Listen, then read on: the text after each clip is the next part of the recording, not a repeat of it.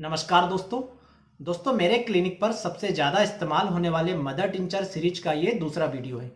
दोस्तों इस वीडियो में हम बी लेटर से शुरू होने वाले मदर टिंचर्स के बारे में जानेंगे। इसके पहले पार्ट में हमने ए लेटर से शुरू होने वाले मदर टिंचर्स के बारे में जाना था, जो क्वांटिटी में 8 थे। दोस्तों इस सीरीज में हम बी लेटर से शुरू होने वाले 6 होम्योपैथिक मदर टिंचर्स को लेंगे, जो मेरे क्लिनिक पर मैं सबसे ज़्यादा इस्तेमाल करता हूँ। दोस्तों इसके साथ साथ हम इसी वीडियो में जानेंगे कि आखिर हम किन क्लिनिकल कंडीशन में इन मदर टिंचर्स को यूज़ करते हैं। तो दोस्तों वीडियो शुरू करने से पहले मैं आप सभी से रिक्वेस्ट करूंगा कि यदि आपने मेरी चैनल को सब्सक्राइब नहीं किया है तो प्लीज़ इसे सब्सक्राइब जरूर कर दें। मैं हूं डॉक्टर गोपाल, आप सभी का बहुत बहुत स्वागत करता हूं अपने यूट्यूब चैनल होम्योयोगी में। तो चलिए दोस्तों वीडियो शुरू करते हैं। ये हम आ गए हैं अपने होम्योपैथिक मदर टिंचर डिपार्टमेंट में, और आज हम बी कैटेगरी से शुरू होने वाले सबसे पहले मदर टिंचर को लेंगे, जो है बैप्टीसिया टिंक्टोरिया। तो यहाँ पर यदि फोकस सही होगा तो आपको स्पेलिंग स्पष्ट दिख रही होगी बैप्टीसिया की। दोस्तों बैप्टीसिया मदर टिंचर का क्लिनिकली सबसे ज़्यादा इस्तेमाल होता है टाइफाइड फीवर के लिए, या ऐसा कोई भी बुखार जो काफ़ी लंबे समय से है, शरीर से जा नहीं रहा, ऐसे बुखार में भी बैप्टीसिया दिया जाता है। रिपोर्ट में यदि किसी भी प्रकार का कोई रीज़न नहीं मिल रहा, फिर भी बॉडी में बहुत ज़्यादा दर्द बना रहता हो, फीवर बना रहता हो, इस प्रकार की क्लिनिकल कंडीशन के लिए भी बैप्टीसिया मदर टिंचर का इस्तेमाल करते हैं। दोस्तों बैप्टीसिया मदर टिंचर को हम शरीर में यदि बहुत ज़्यादा कुचला जाने जैसा दर्द हो रहा हो तो भी हम दोस्तों दर्द के लिए इपिटोरियम रस्टाक्स वगैरह के साथ बैप्टीसिया का मदर टिंचर देते हैं। इसके अलावा बैप्टीसिया के मदर टिंचर को सर्दी के लिए भी दिया जाता है, क्योंकि अपर रेस्पिरेटरी ट्रैक्ट इन्फेक्शन में दोस्तों इसका बहुत अच्छा इस्तेमाल होता है। तो बैप्टीसिया की यदि क्लिनिकली बात करें तो सर्दी में भी इसे देते हैं, इसे हम दर्द में भी यूज़ करते हैं, और किसी भी प्रकार का फीवर जो बहुत लंबे समय से है उसे दूर करने के लिए भी देते हैं। इसके अलावा दोस्तों बैप्टीसिया को जब भी हमें किसी भी प्रकार के ब्लड प्यूरीफायर की आवश्यकता होती है, शरीर में यदि बार बार फोड़े फुंसी हो रहे हो, ब्लड साफ करना हो, वहाँ पर जो दूसरे होम्योपैथिक मेडिसिन, दूसरे होम्योपैथिक मदर टिंचर होते हैं, उसमें दोस्तों बैप्टीसिया का मदर टिंचर भी मिला करके दिया जाता है। इससे भी दोस्तों बहुत अच्छा फ़ायदा मिलता है। कुल मिलाकर कहें तो ये इम्यूनिटी बढ़ाने का काम भी करता है। अब दोस्तों बी सीरीज के दूसरे मदर टिंचर का नाम है बर्वेरिस एक्वाफोलियम का मदर टिंचर। दोस्तों होम्योपैथिक डॉक्टर के पास बर्वेरिस एक्वाफोलियम और बर्वेरिस वल्गेरिस, ये दोनों आपको बाजू बाजू में रखे दिख रहे हैं, बहुत ही ज़्यादा यूज़ होने वाले मदर टिंचर है। बर्वेरिस एक्वाफोलियम दोस्तों स्किन डिसीज़ में यूज़ किया जाता है, खासकर चेहरे की सौंदर्य बढ़ाने के लिए। स्किन डिसीज़ देखेंगे यदि तो फंगल डिसीज़ में, सोराइसिस में तो इसका इस्तेमाल करते ही हैं, परंतु किसी भी कारण से यदि त्वचा का सौंदर्य कम हो रहा हो तो उन सभी कारणों को दूर कर त्वचा में निखार लाने का काम बर्वेरिस करती है। तो क्लिनिकली इसे दोस्तों पिंपल्स के लिए सबसे ज़्यादा यूज़ करते हैं। युवा जनरेशन में जो बहुत ज़्यादा पिंपल्स हो आते हैं, चाहे वो चेहरे पर हो, पीठ पर हो, उन पिंपल्स को दूर करने में बर्वेरिस एक्वाफोलियम का मदर टिंचर देते हैं। इसके अलावा कई सारे लोग इस उद्देश्य से आते हैं कि उन्हें चेहरे का ग्लो बढ़ाना है, तब भी बर्वेरिस एक्वाफोलियम का मदर टिंचर दिया जाता है। चेहरे पर यदि झाइयाँ हैं, कुछ काले से निशान हैं, सनवर्ण हो गया हो, इन सभी रीज़न में भी दोस्तों बर्वेरिस एक्वाफोलियम का मदर टिंचर दिया जाता है।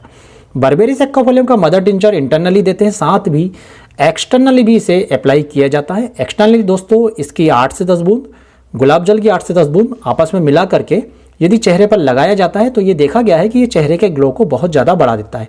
तो क्लिनिकली इसे पिंपल्स के केसेस में चेहरे का ग्लो बढ़ाने के लिए, दाग धब्बे दूर करने के लिए, आंखों के नीचे डार्क सर्कल्स दूर करने के लिए, मेलाज्मा दूर करने के लिए यूज़ किया जाता है। फॉरहेड पर कभी कभी रिंकल्स जैसे कुछ निशान पड़ जाते हैं, उसे भी दोस्तों इसके इंटरनल और एक्सटर्नल एप्लीकेशन से दूर किया जा सकता है। दोस्तों इसी प्रकार से होम्योपैथी का बहुत ज़्यादा यूज़ होने वाला मदर टिंचर है बर्वेरिस वल्गेरिस, जिसके बारे में आप सभी लोग पहले से परिचित होंगे।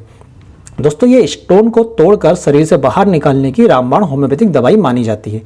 बर्वेरिस वल्गेरिस दोस्तों चाहे किसी भी प्रकार का स्टोन हो, चाहे आपकी किडनी में स्टोन हो, राइट साइड हो, लेफ्ट साइड हो, चाहे यूरेथ्रा में हो, यूरिनरी ब्लैडर में हो, कहीं पर भी स्टोन यदि है, उस स्टोन को निकालने के लिए सबसे ज़्यादा यूज़ करते हैं बर्वेरिस वल्गेरिस का। बर्वेरिस वल्गेरिस को दोस्तों गठिया के दर्द में भी बहुत ज़्यादा इस्तेमाल करते हैं, साथ ही साथ पथरी के दर्द में भी इसे बहुत ज़्यादा इस्तेमाल करते हैं। डोज इसकी बहुत ही ज़्यादा नॉर्मल होती है, 20 बूंद सुबह दोपहर शाम, दिन में 3 बार आधे कप पानी के साथ कुछ समय तक दिया जाए तो ये दोस्तों किसी भी प्रकार की पथरी को बाहर निकाल देती है। ना केवल किडनी की बल्कि गाल ब्लैडर की पथरी में भी इसका बहुत यूज़ होता है, क्योंकि ये जो बाइल का प्रोडक्शन होता है दोस्तों उसे कंटिन्यू करने का काम करता है। जो बाइल गाढ़ा होकर स्टोन बना लेता है उसे भी ये पतला करता है। तो बर्वेरिस वल्गेरिस को गाल स्टोन में भी दूसरी होम्योपैथिक दवाइयों के साथ यूज़ किया जाता है।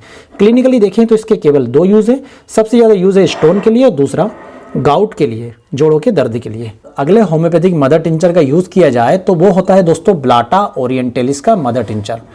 दोस्तों ब्लाटा ओरिएंटेलिस जो है इसके ज़्यादा क्लिनिकल यूज़ नहीं है, परंतु एक कंडीशन में ये बहुत ज़्यादा यूज़ होता है, वो है अस्थमा।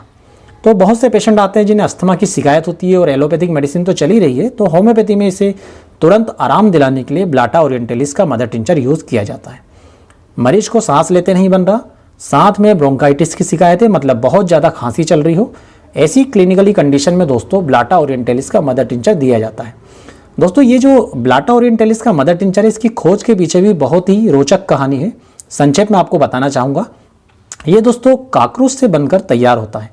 काकरोच से ये दवा तैयार होती है। इसके पीछे कहानी ये है कि एक व्यक्ति थे, उन्होंने अपने नौकर को चाय बनाने का बोला। नौकर ने जब चाय बना के लाया तो चाय पीने के कुछ देर बाद व्यक्ति को अपनी अस्थमा की शिकायत में बहुत ज़्यादा लाभ हुआ। उसे शिकायत थी पहले से सांस ना आने की, तो उसमें उसको बहुत ज़्यादा आश्चर्यजनक परिणाम मिला। उसकी शिकायत काफ़ी हद तक कम हुई। उसने अपने नौकर को बुलाकर पूछा कि भाई आज चाय में ऐसा क्या मिलाया था कि चाय पीने के बाद मेरी शिकायत बहुत कम हो गई। नौकर ने डरते डरते कहा कि मालिक मैं बता दूंगा, परंतु आप माफ़ कर देना।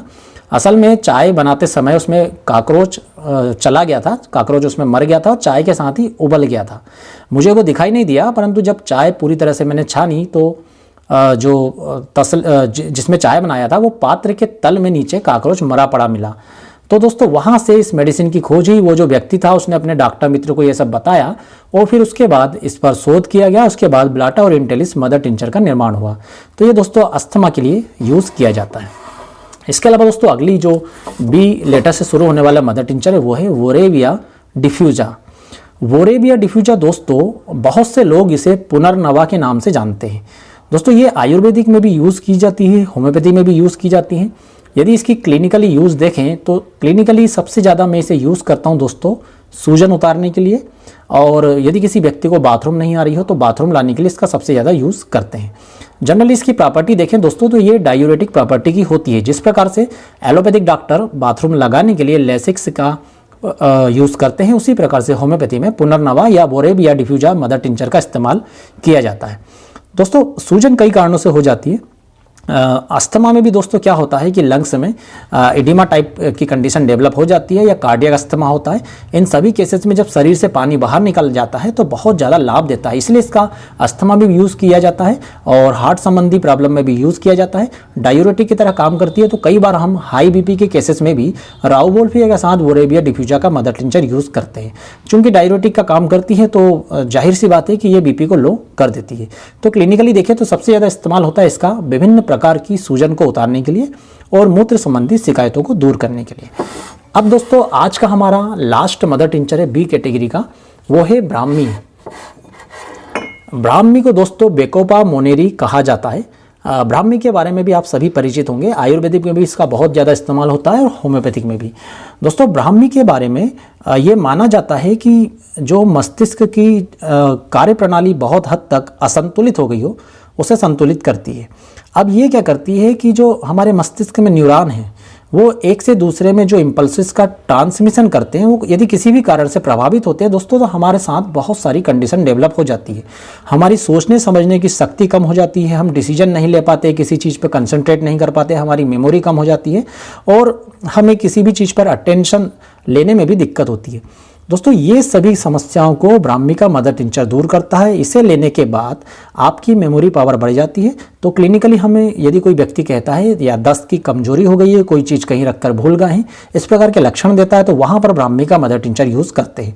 या किसी व्यक्ति का कंसंट्रेशन बढ़ाना हो, जैसे एग्ज़ाम टाइम कई सारे स्टूडेंट आते हैं सर कुछ ऐसी मेडिसिन जो कंसंट्रेशन बढ़ा दे, वहाँ पर ब्राह्मी का मदर टिंचर देते हैं। तनाव दूर करने के लिए हम ब्राह्मी का मदर टिंचर देते हैं। और बुजुर्गों में भी डिमेंशिया के केसेस में, अल्जाइमर के केसेस में, याददाश्त जहाँ पर भी जाती हो जिस भी बीमारी में, वहाँ पर ब्राह्मी का मदर टिंचर यूज़ किया जाता है।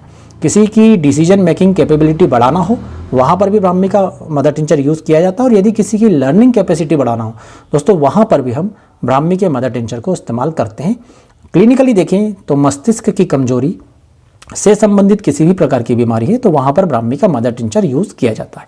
दोस्तों इस प्रकार से आज हमने होम्योपैथिक मदर टिंचर के दूसरे पार्ट में हमारे 1, 2, 3, 4, 5 और एक बेप्टीसिया 6 मदर टिंचर के बारे में जाना। इसी प्रकार से दोस्तों हम अपने अगले वीडियो में कुछ और मदर टिंचर के बारे में जानेंगे। वीडियो के नीचे कमेंट बॉक्स में जरूर बताएं कि हमारा ये प्रयास आपको कैसा लग रहा है। वीडियो पसंद आए तो प्लीज़ वीडियो को लाइक जरूर करें, चैनल को सब्सक्राइब करें। आप सभी का बहुत बहुत धन्यवाद। जय हिंद, वंदे मातरम।